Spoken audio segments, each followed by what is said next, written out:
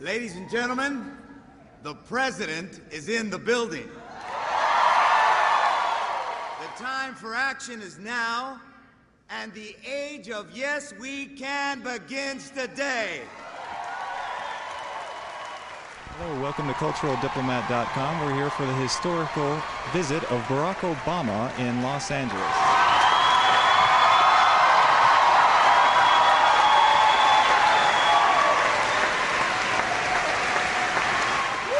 Thank you, everybody. Good to see you. Thank you. Thank you. Thank you so much. Nothing like California weather. I am greatly honored to be joined here by one of the great innovators of state government, somebody who has been leading California through some very difficult times, and somebody who has turned out to be just an outstanding partner with our administration. I'm grateful for him. I'm grateful for the First Lady of California. Please give it up for Arnold Schwarzenegger and Maria Shriver. Thank you.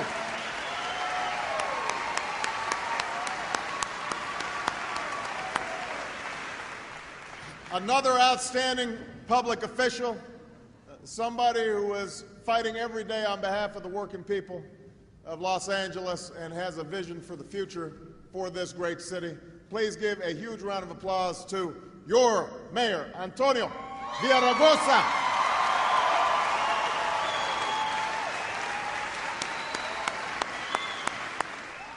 Now, it's always nice to get out of Washington, at least for a little bit, and to come to places like this. The climate's nicer, so's the conversation sometimes. So I am looking forward to taking your questions and hearing about your concerns, and I look forward to telling you about the work my administration's doing to address some of those concerns. But the one thing I don't need to tell you is that these are challenging times. I don't need to tell you this because you're living it every day. Between December of last year and January of this year, this state lost more than 500,000 jobs. 1 out of every 10 Californians is now out of work.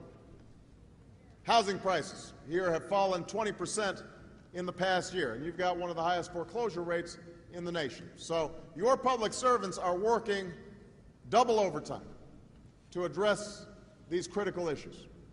And I know how tough times are in Los Angeles, in California, but also all across the country.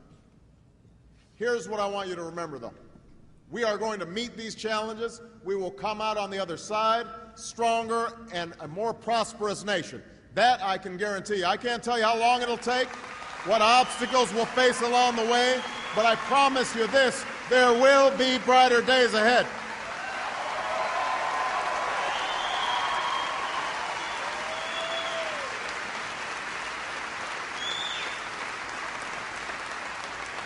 We know that it's not enough to address challenges like housing and infrastructure and job creation just in the short term. None of this will make a difference unless we build an economy that offers prosperity in the long run. We can't go back to a bubble and burst economy based on reckless speculation and spending beyond our means, and where a relative few do spectacularly well while the middle class loses ground. We can't go back to a culture on Wall Street that says it's okay to bend or break the rules, and a culture in Washington that says it's okay to look the other way. We can't go back to that.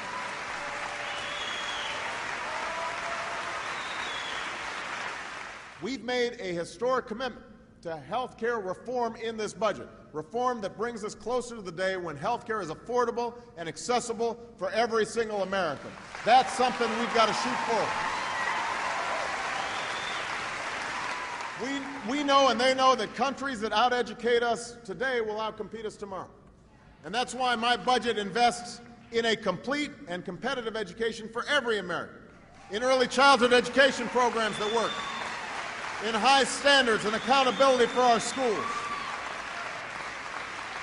Because we know that enhancing America's competitiveness will require reducing our dependence on foreign oil and building a clean energy economy, this budget will spark the transformation we need to create green jobs and launch renewable energy companies right here in California.